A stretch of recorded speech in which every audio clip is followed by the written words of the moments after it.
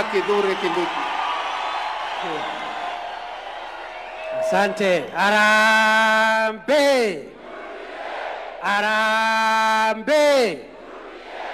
UDA! UDA!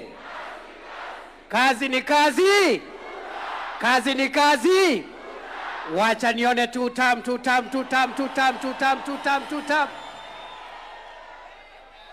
UDA ni fire si fire. UDA ni noma si noma. UDA ni mbwekse si mbwekse. Wacha nione mbwekse ya William Ruto jameni.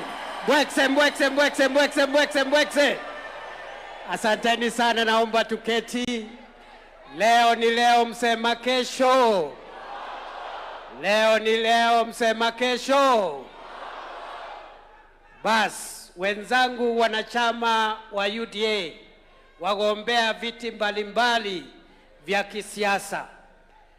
Leo kiongozi wa chama chetu Mheshimiwa Rais William Ruto amenipatia muda kidogo kueleza mahali tumefikisha agenda yetu kama chama, kwa sababu watu wengi wanajua ya kwamba siku ile tulikuwa tunaomba kura tulikuwa na manifesto. Ni kweli si kweli?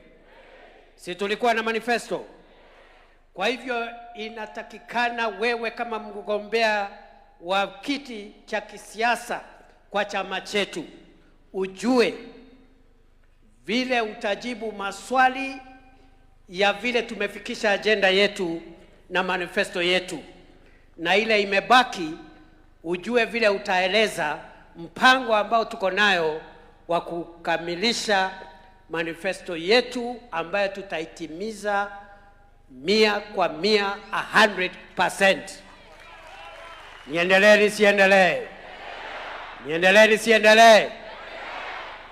Kitu cha kwanza, mnajua ya kwamba 2022 wakati Rais William Ruto anaapishwa kama rais wa Kenya, tulikuwa na matatizo mengi ya kiuchumi kwa sababu nyingi, ikiwemo ile season tulikuwa tumepitia ya maneno ya uchumi wetu kufungwa kwa sababu ya ugonjwa wa corona. Shilingi ya Kenya haikuwa na nguvu. Wakati rais ameapishwa, kupata dola moja ulikuwa unahitaji shilingi 165. Lakini kupitia kazi kubwa ambaye rais ametuongoza, tumeona ya kwamba shilingi ya Kenya imeimarika dhidi ya dola ya Marekani, na sasa kwa zaidi ya miaka miwili shilingi ya Kenya imekuwa dhabiti na imekuwa shilingi 128 kwa dola moja for more than 2 years now. That shows that our currency is stronger than it was in 2022. Rais William Ruto ni fire si fire? You all know that the inflation rate was at 9.6%. Today, inflation has come down. In December, it was 4.5%. In January, Central Bank has given the figure of 4.4%. Inaendelea ikiteremuka. Siku ile rais anaapishwa 2022, hakukuwa na foreign exchange ya kufanya biashara. Wale wanafanya biashara wakitoa bidhaa nje ya nchi ndio wauze na wapate riziki yao. We did not have enough dollars. Our foreign exchange reserve in 2022 was $5.7 billion. Today, we have more than doubled the amount of foreign exchange available at the central bank. Today, we have $12.1 billion as foreign exchange. Na hiyo ndio imesaidia kiasi kudhibiti uchumi wetu. Shilingi iko na nguvu zaidi, inflation ama mfumuko wa bei umeshuka, na pia tuko na dollar reserves ya kutosha. Niendelee nisiendelee? Mnajua ya kwamba 2022 uchumi wa Kenya ulikuwa umeorodheshwa kama uchumi namba 8 barani Afrika. Mwaka uliopita uchumi wa Kenya umeorodheshwa sasa, umepanda ngazi kutoka namba 8 in Africa to now the 6th largest economy in Africa. Tumepita nchi mbili ikiwemo Angola na Ethiopia. Rais Ruto, ni fire si fire? Tuendelee tusiendelee? Kwa hivyo ukiangalia, if you look at what economists call macroeconomic indicators, the strength of the shilling, inflation rates, interest rates, foreign exchange reserves, if you look at all those indicators, you will find that President Ruto, through difficult decisions, has stabilized the economy. We have a more stable economy than we had in 2022, na ndio tunasema Rais Ruto aendelee. Aendelee asiendelee? Aendelee asiendelee? Jambo la pili ni mambo ya kilimo, mambo ya ufugaji na mambo ya uchumi samawati. The majority of the people of Kenya earn their living, they earn their daily bread from either farming, from keeping of livestock, or from the blue economy activities. More than 70% of the people of Kenya depend on farming, depend on livestock, depend on the blue economy activities. Tumefanya nini mpaka saa hii? Tumehakikisha kwamba wakulima ambao walikuwa wanapata fertilizer kwa bei ghali 2022, bei ya fertilizer ilikuwa 7,000, leo ni 2,500. Jambo la pili, tumehakikisha kwamba kupitia sera za kubadilisha kilimo, tumevuna mahindi ya kutosha. In the last 3 years, we have improved our harvest of maize, which is the staple food in our country, from 44 million bags in 2022 to 67 million bags in 2024 and 75 million bags in 2025. Rais Ruto, ni fire si fire? Ni fire si fire? Bei ya kahawa imeongezeka. Kahawa kilo moja 2022 ilikuwa shilingi 70. Leo 120, 130, 140, 150, 160 ikisonga mbele. Ni kweli si kweli? Ni kweli si kweli? Wale ambao ni wakulima wa miwa, mnajua ya kwamba tulikuwa na matatizo mengi, hatukuwa tunapata sukari ya kutosha. We have improved our sugar production in our country from 472,000 metric tons in 2022 to currently 815,000 metric tons. We have reduced the amount of imported sugar by 70%. Tulifanya nini? Tukiongozwa na Rais Ruto, tuliweka sheria mpya, a new sugar act. Ya pili, tukafukuza cartels, wale walikuwa wananyanyasa wakulima. Ya tatu, tukapeana subsidized fertilizer for the first time to sugarcane farmers. We increased the number of acreage under sugarcane production by an extra 200,000 acres. And today, sugarcane is doing well. The farmers, when they deliver sugarcane, are paid every 7 to 10 days. The workers are paid at the end of the month. And for the first time, since sugarcane farming was introduced in Kenya, the sugarcane farmers walilipwa bonus kama wale wa majani chai na wale wa kahawa. Rais Ruto, ni fire si fire? That is what we are doing in agriculture.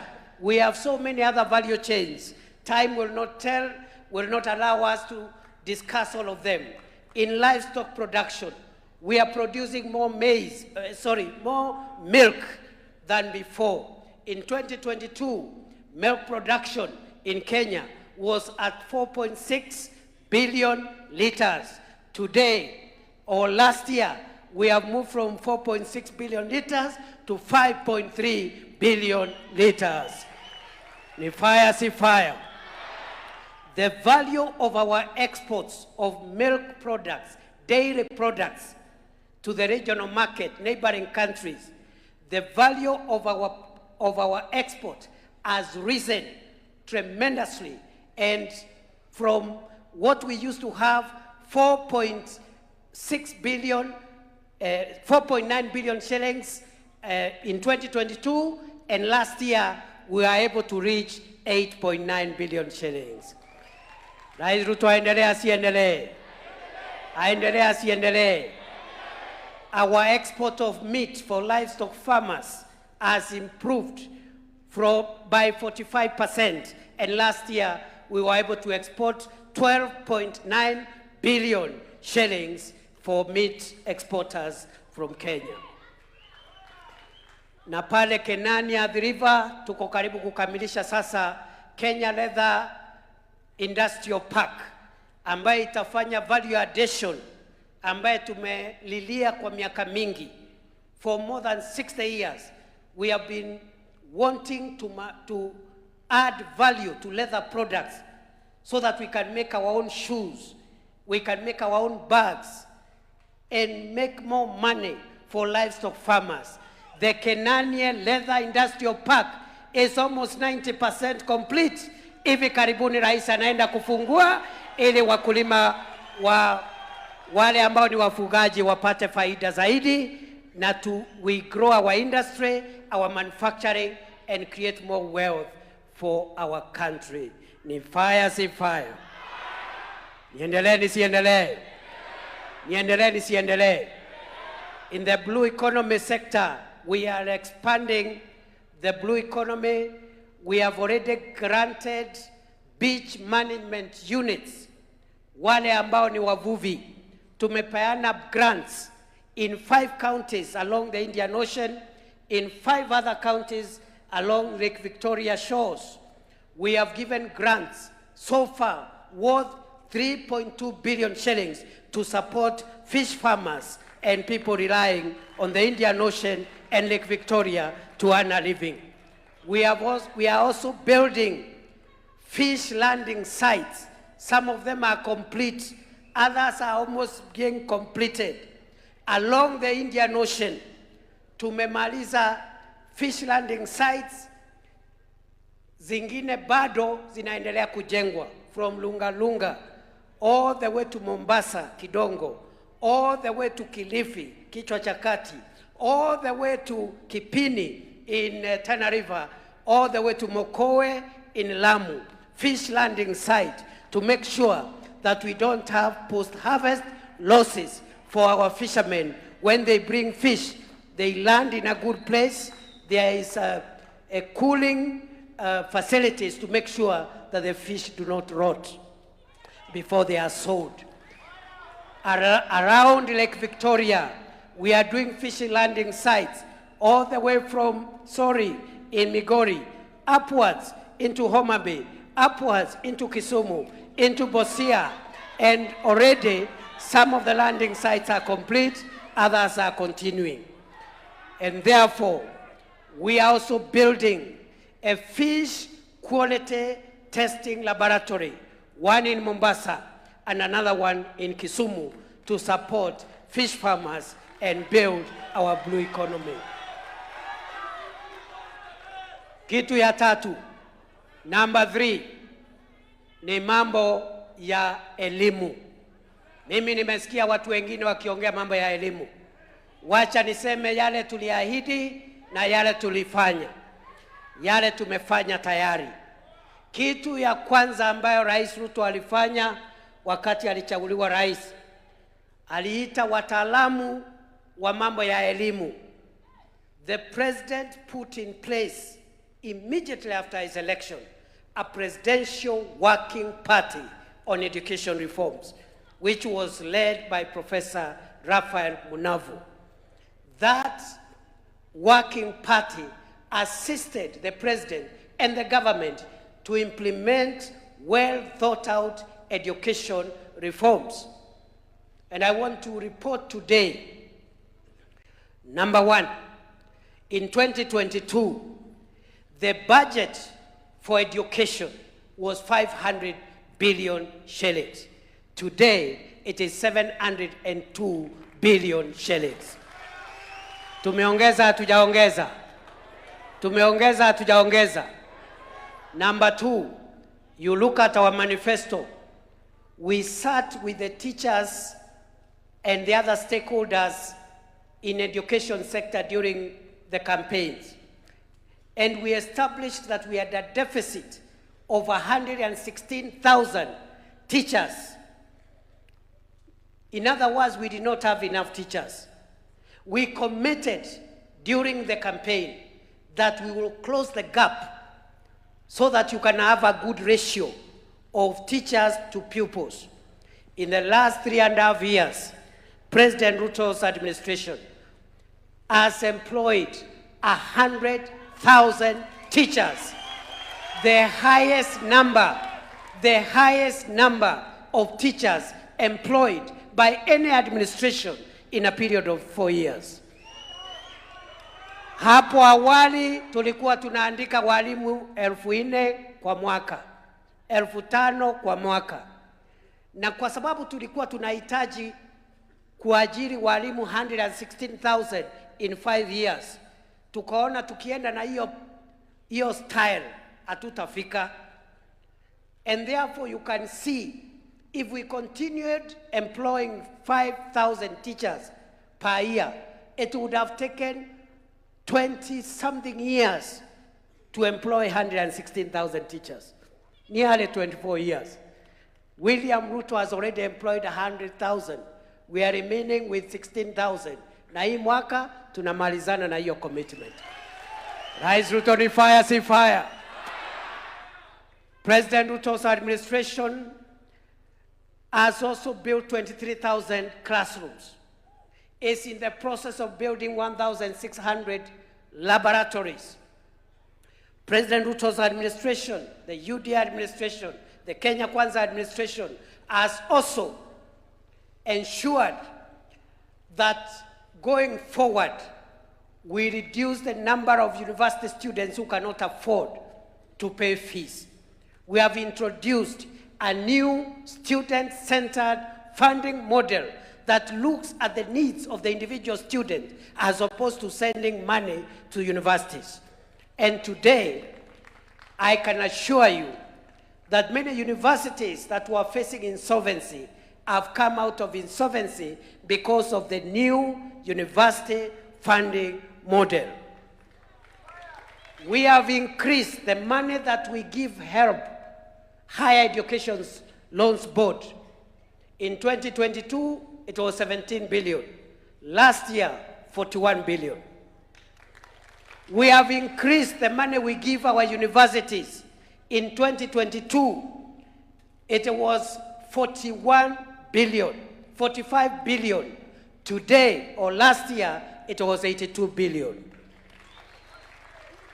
And therefore, I want to hear those who are criticizing this administration in matters education to look at Kenyans in the eye and tell us what facts, what logic are they using in their assessment.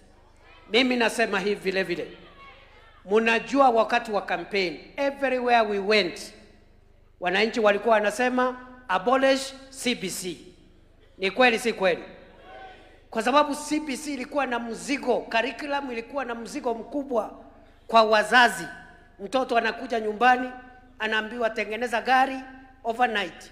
Sijui shona, sijui nini, shona kitenge, upeleke shule asubuhi. Wazazi walikuwa wanasema toa hiyo CBC. Leo mmesikia hiyo kelele ya curriculum ya CBC? Si imeisha? Mwenye kunyorosha ni nani? Mwenye kunyorosha ni nani? Rais Ruto ni fire, si fire. Aendelee, siendelee?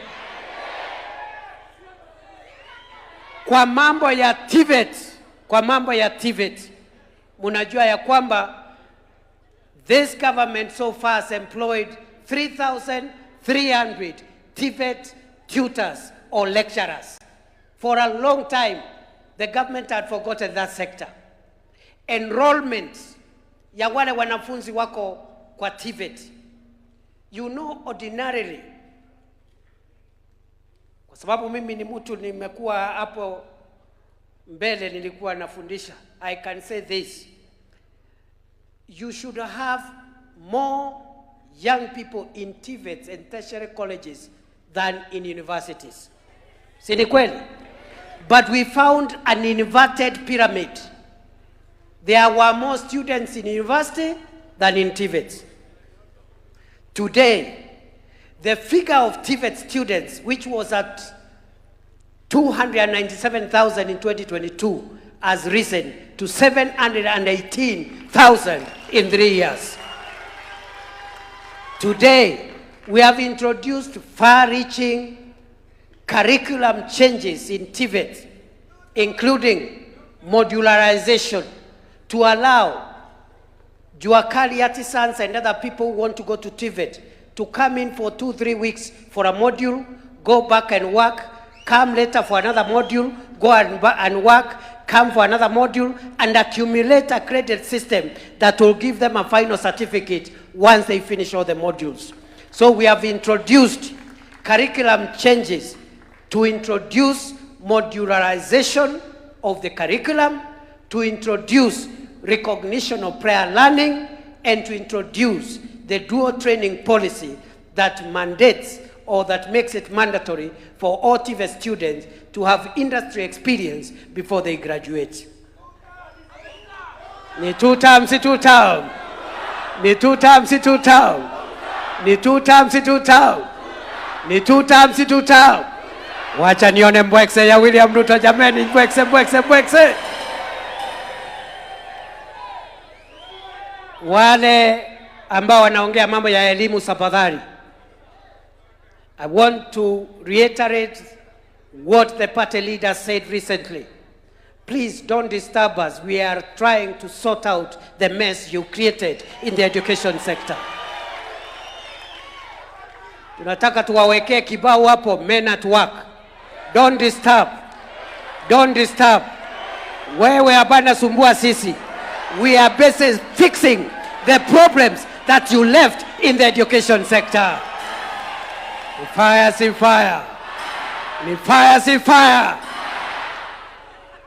And you know what surprises us? The people lecturing us about schools, about education, during their tenure, all these problems were manufactured when they were in office. Shida ya curriculum, shida ya no teachers, no classrooms, all these problems were manufactured when they were in office. And the only track record we know of when they are in office, when they were in office, in that sector of education, is selling land for a school here in Nairobi called Ruaraka. Sikuna ardhi iliuzwa hapa ya Ruaraka ya shule. Si mnajua wale waliuza? Hao watu wawachane na sisi. Tutawaibisha. Wewe nani wewe? Wewe. Wacha bwana.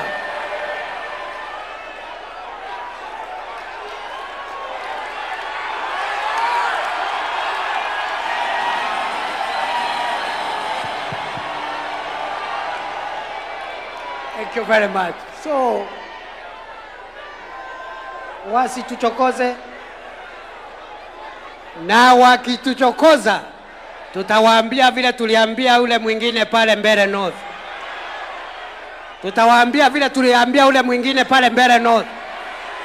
Simulisikia mambo ya Mbeere North? Ile mambo ya Wamuthende? Wewe nani wewe?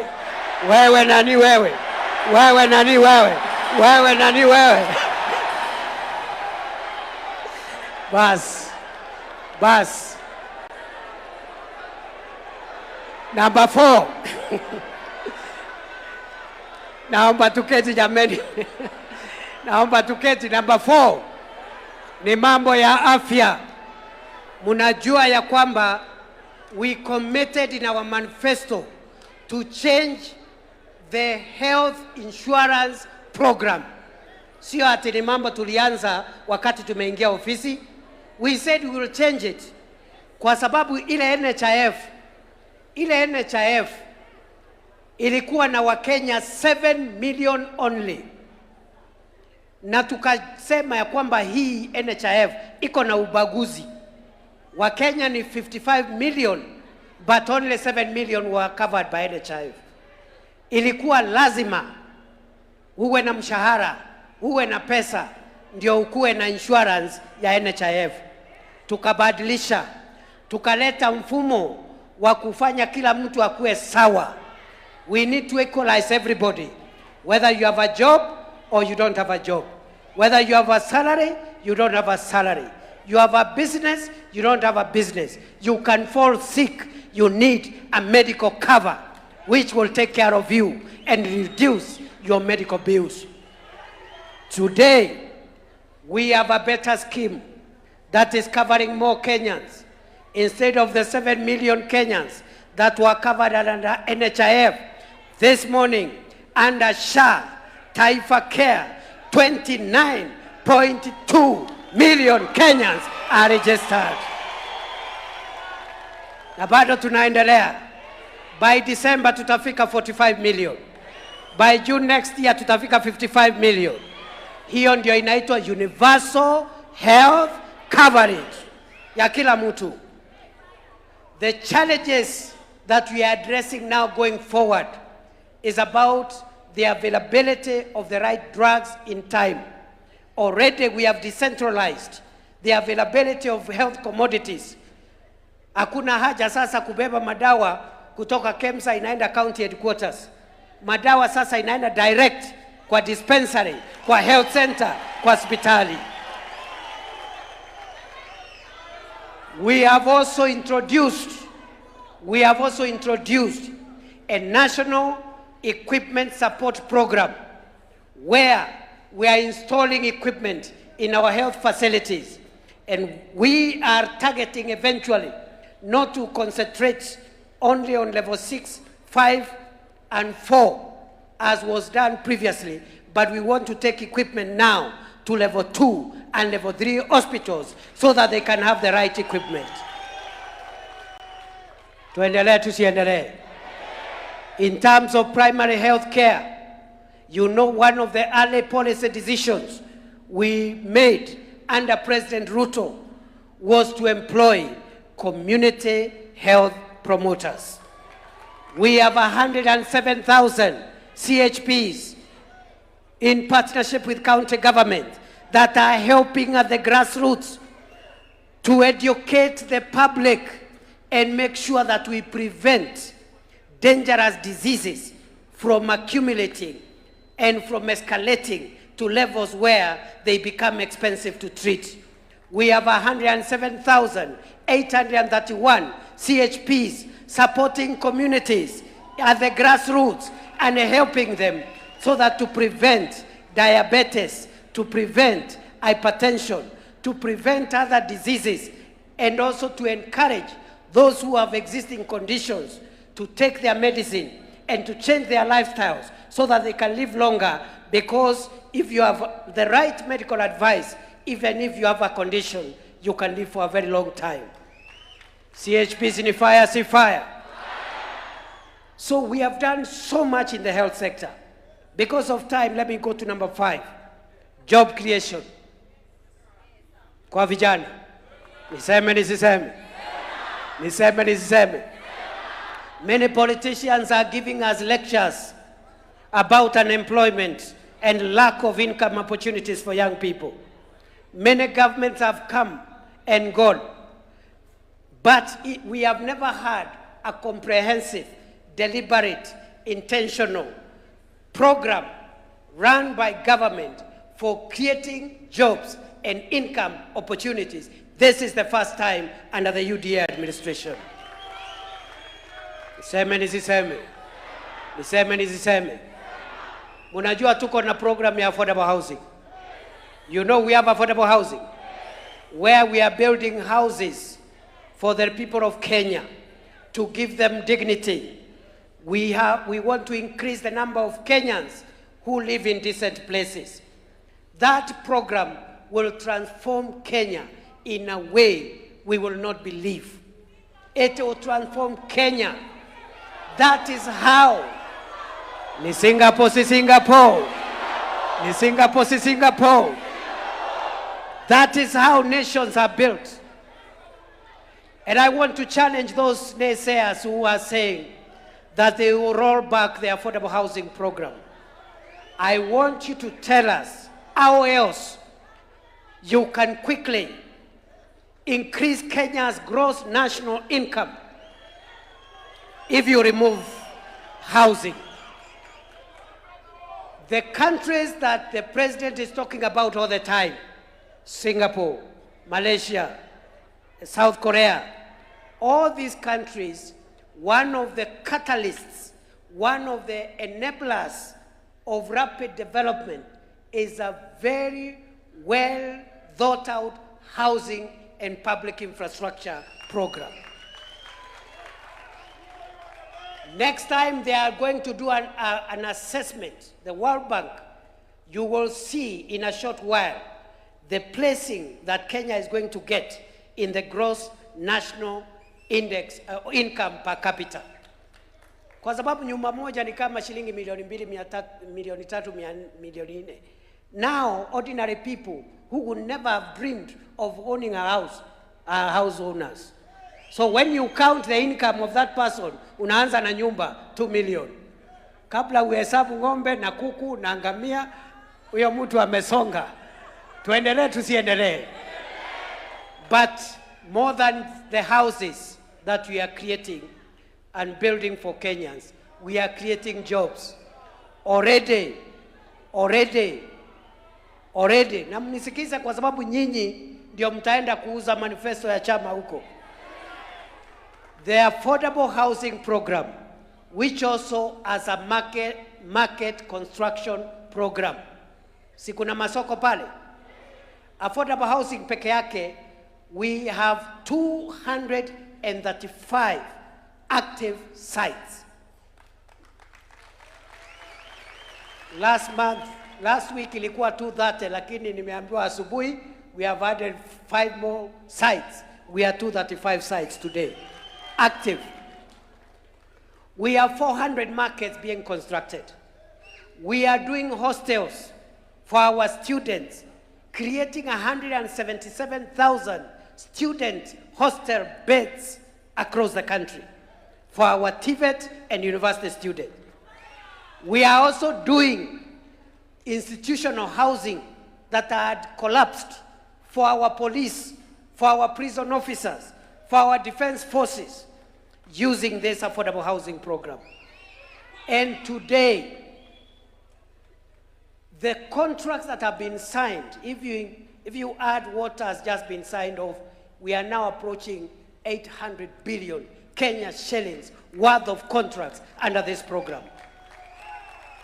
Once they finish the current procurement, we'll be achieving 800 billion worth of projects under affordable housing, markets, and also the construction of hostels and institutional housing. But more than that, we are creating jobs for our young people. That sector has now employed 500,000 young people who are not working in 2022. 500,000 young people.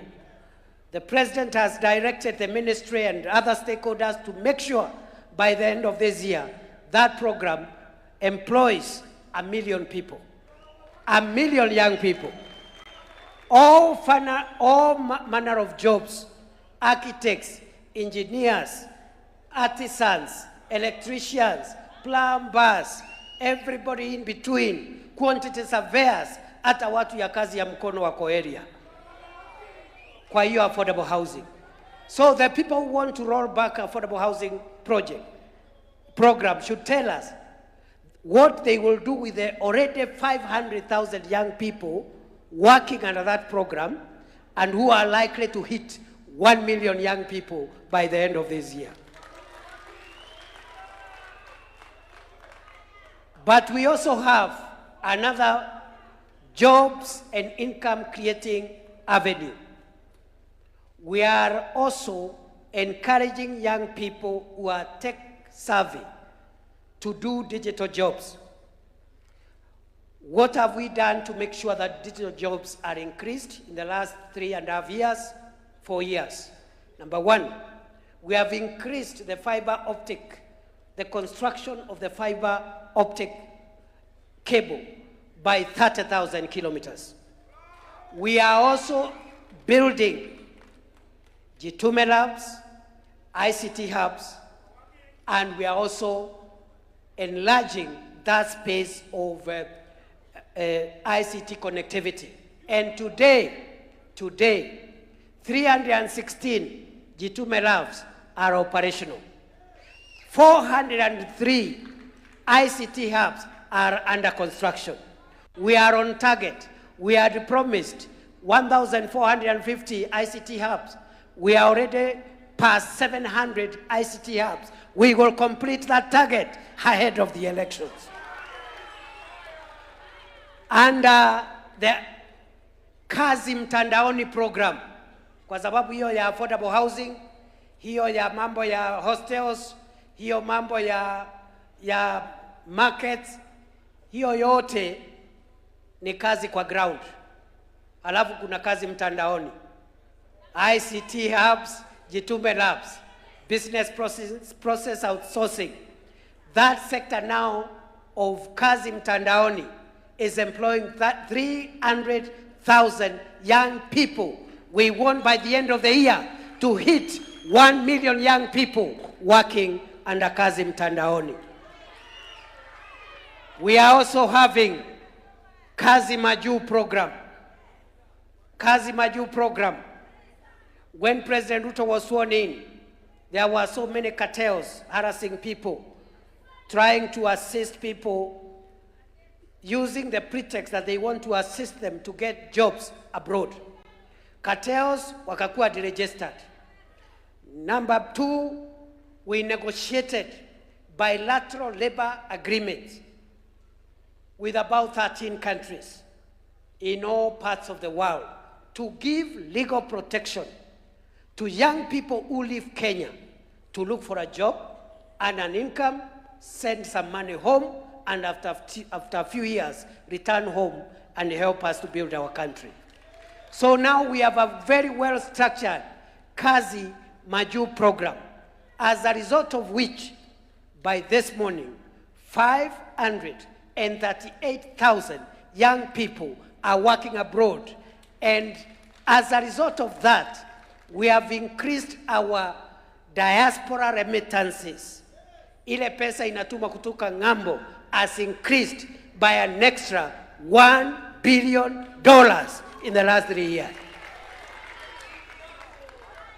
Under the leadership of President William Ruto, the Ministry of Labor and other stakeholders have been directed to work with all of us to make sure that the target for the Kazi Maju program also hits 1 million young people by the end of the year. So you'll have 1 million people. Right now ni 538,000 under Kazi Maju. Kazi Mtandaoni, currently 300,000. We want to increase to 1 million. Kazi kwa ground, kwa affordable housing, 500,000 today. We want to increase to 1 million by the end of the year. The other thing that the President has helped us to introduce is support for young people who may not have a degree, who may not have a diploma, but they have a talent to do business. So we have the Nyota program, which is ongoing at the moment. Under the Nyota program, we are going to reach to 820,000 young people to empower them to create jobs, to become entrepreneurs, and also to be able to be assisted to access government procurement opportunities. And of course, we are also employing in the public service. I've talked about the 100,000 teachers. we are also helping the private sector to create jobs. So we have a well thought out program for creating jobs kwa ground, kwa mtandao na majuu. Rais Ruto ni fire, si fire. Ati kazi kwa ground, kazi kwa mtandao na kazi kwa ground, kazi mtandaoni, kazi. That is how you transform an economy. That is how you empower young people. Not by inciting young people and telling them they are hopeless, telling them they will never get any opportunity, and you are in leadership. I saw one character telling young people who are graduating, I want to tell you there are no jobs. How do you tell a young person leaving school that there is no opportunity in life? Instead of encouraging the young person, instead of helping the young person understand the opportunities that are available and give them hope as they wait for their turn. And therefore, this jobs and income creation program is going to help us create jobs for around 5 million young people, some working here on the ground, some working in the public sector, some in the private sector, some working in the internet, kazi mtandao, some working abroad, some doing business under Nyota. That is how you empower and transform the young people of a nation.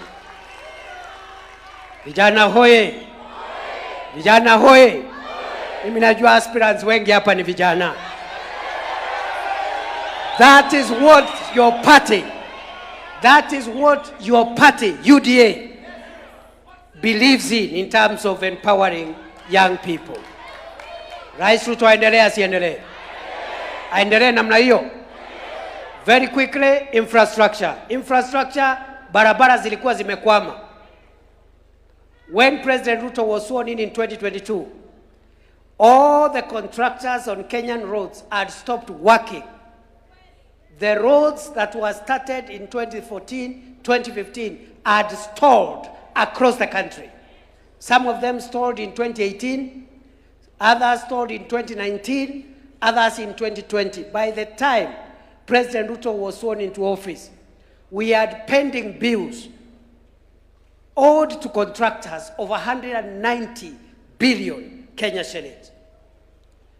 President Ruto has paid all the pending bills for all the contractors, and therefore I can proudly confirm to you that all the stalled roads, the contractors are back.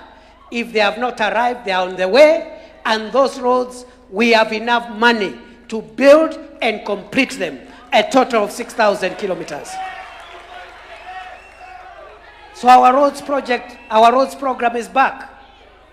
Electricity, in 2022, we had 8.8 million households connected to electricity. We have added an additional 1.3 million households in the last 4 years, and today we have 10.1 million households that are connected to power. Ni two terms. You have seen what the president has done around the Hustler Fund to bring financial inclusion. 7 million Kenyans who were listed and CRB blacklisted, today they have been removed from the blacklist the way we had promised in 2022. There is now Hustler Fund, which has been enhanced to give loans up to 150,000 shillings without logbook, without security, without collateral, as we had promised during the campaigns. Ni kazi si kazi. Ni kazi si kazi. The national savings, and listen to me on this one. When UDA government took power,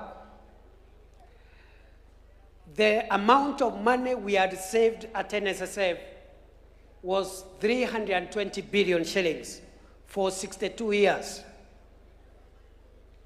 320 billion shillings, 62 years. The last 2 years alone, NSSF now, the savings we have saved as Kenyans, because this is our money, has risen from 320 billion. We have doubled it. We have surpassed the double mark. We have raised an extra 350 billion. Today, NSSF is sitting on reserves of pension of 690 billion shillings. That figure is going to help us, because we will reach 1 trillion in the next few months. That is the money that government will borrow to do high return infrastructure or infrastructure projects with high returns, so that we stop borrowing money from overseas. We must redeem our country from the indignity and the embarrassment of having to borrow money around, because the money we get from World Bank, the money we get from overseas partners, it is money that has been saved by citizens of other countries. That is the money they loan the World Bank. The World Bank loans us that money. We will borrow our own money and remove Kenya from the shame of relying on foreign money. We are on the road to freedom. Say freedom is coming. Say freedom is coming. Say freedom is coming. We are on the road to freedom. I want to end my remarks by saying this about the future. First, we have done a good job. We are the first party in the history of Kenya that has governed using a manifesto and is following step by step, chapter by chapter, paragraph by paragraph, sentence by sentence, to make sure we implement that manifesto. Ni kweli si kweli? Si ni manifesto yetu. You will get a copy of our manifesto. The president is going to speak to that. You will also get the progress report, ama scorecard. So utakuwa na manifesto, what we promised and what we have achieved, so that you know what is remaining. So the president has led us to think about the future. And we have reflected on the future. And we have come to a firm and irrevocable conclusion that it is possible to transform the economy of Kenya from third world economy status to first world economy status in 1 generation. Let me repeat. The president, who is our thought leader, has helped us to envisage a new Kenya. We have come to the firm and irrevocable conclusion that it is possible to transform the economy of Kenya from third world economic status to first world economic status in 1 generation. And that's why Kenyans must be very, very firm and refuse any policy disruption that can roll us back. Because Africa and the developing world suffers from policy disruption. Unasikia mtu anasema atabomoa affordable housing, atabomoa SHA, atabomoa sijui nini. We need continuity. We need continuity. Not for 5 years, not for 10 years, not for 20 years, not for 30 years, 40, 50 years of continuity to transform our country. Other countries have done it. South Korea did it. Malaysia did it. Singapore did it. China did it. Kenya can do it. Ni fire, si fire. Ni fire, si fire. So the president has told us we must modernize our infrastructure, have more roads and superior roads. And if we continue at the pace we are doing things, we will not achieve this dream. That is why we have come up with the National Infrastructure Fund, which was in our manifesto. We had said in our manifesto that we will bring the National Infrastructure Fund. We have now brought it. The National Infrastructure Fund will help us get enough resources to build enough roads for our country. And therefore, since 1963 to now, we have built 20,000 kilometers of road. During a similar period, Japan has built 1.1 million kilometers of road. So, President Ruto has said 1963 to now, 20,000 kilometers of road. The next 7 years, 28,000 kilometers of road. Pesa tutapata wapi? Kwa National Infrastructure Fund. Ama namna gani jameni? Wale wanapinga National Infrastructure Fund, unapinga barabara. Na mnapinga uchumi wa Kenya. Ni kweli si kweli? Ni kweli si kweli? So we have to modernize our roads. We have to have money to modernize our roads. And you have seen, we have paid all the contractors for the stalled road projects. We have started dualing Rironi Mau Summit Road. Ni kweli si kweli? And we have so many other dual carriageways we want to do, including Machakos Turnoff to Emali, including Kitengela to Namanga, including Marwa, Nanyuki, Isiolo, Makutano, Embu, Meru, and so many other roads across the country. Hii Rironi Mau Summit haitakomea Mau Summit. Branch moja itaenda Eldoret, iende Bungoma, iende Malaba. Hii ingine itatoka hapa Mau Summit, iende Kericho, iende Kisumu, iende mpaka Malaba, Busia, iende Busia. That is what we are doing for our country. We need more roads now, not tomorrow. Now, not tomorrow. We need to increase our railway from Naivasha and take it to the border with Uganda, and then we connect with the rest of the region. The railway construction from Naivasha to Malaba, in a few months, President Ruto is going to break ground. And we have not borrowed money. The first SGR we built using debt. This one, we are building using innovative funding models. We are using our own resources. Hata hii Rironi Mau Summit, hakuna deni. Na hakuna kuongeza kodi. Niseme nisiseme? Niseme niseme? Silimulisikia wale watu walikuwa naita bosi yangu Zakaya. Ziliwasikia?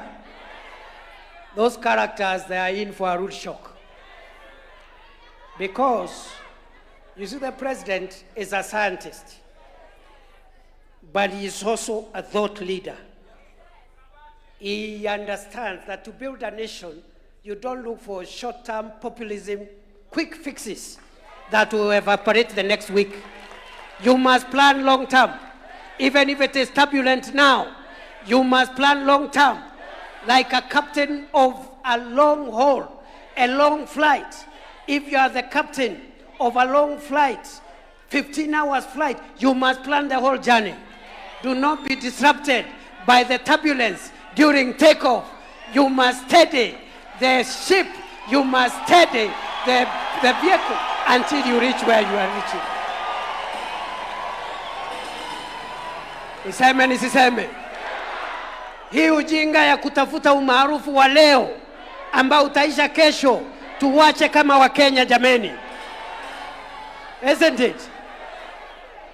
Now, mumesikia waziri wetu wa fedha anafanya public participation ya budget. Niseme nisiseme? Niseme nisiseme? Because now the ship is a bit steady.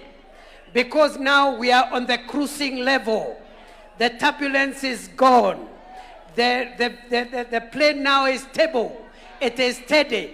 President Ruto is bringing legislation, tax amendment laws this February tunaweka sheria bunge tukiongozwa na William Ruto. Any Kenyan earning below 30,000 will not pay tax.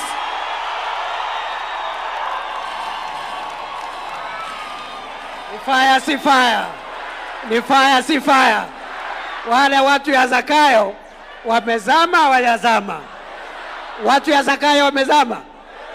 We are going to reduce tax so that people earning an income of less than 30,000 shillings will not pay any tax.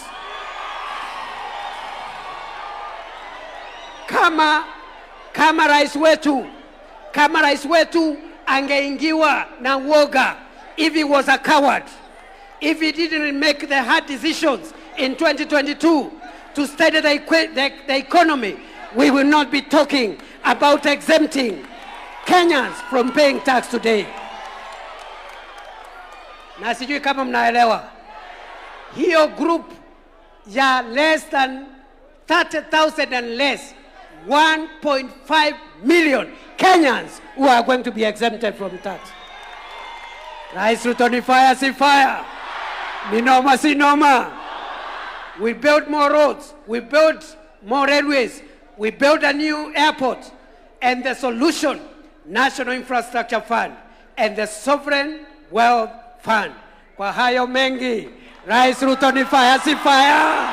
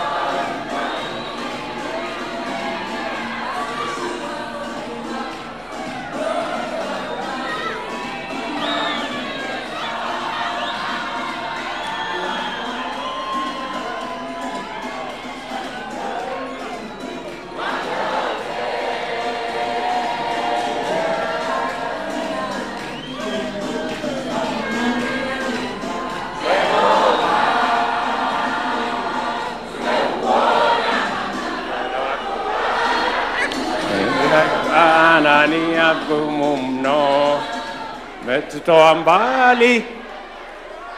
Aya, UDA, UDA, UDA, UDA.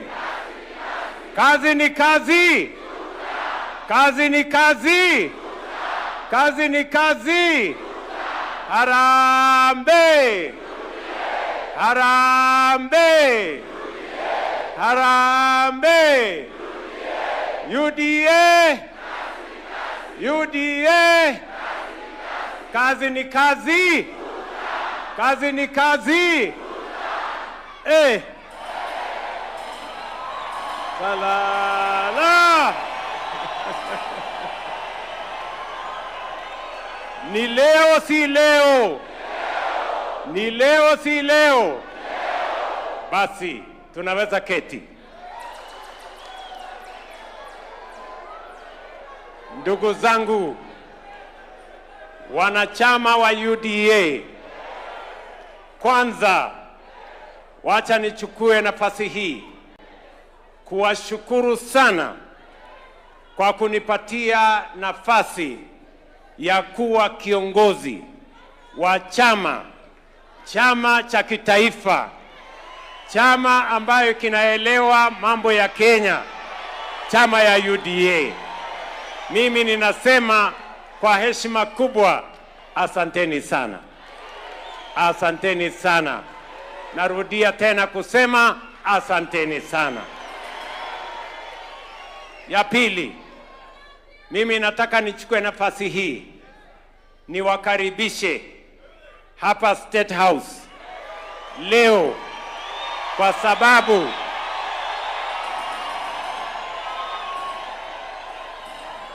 ninyi ni wanachama wa UDA, na muko hapa kwa sababu chama ya UDA ndani ya Kenya Kwanza ni chama ambayo inaendesha serikali ya Kenya, si ndio?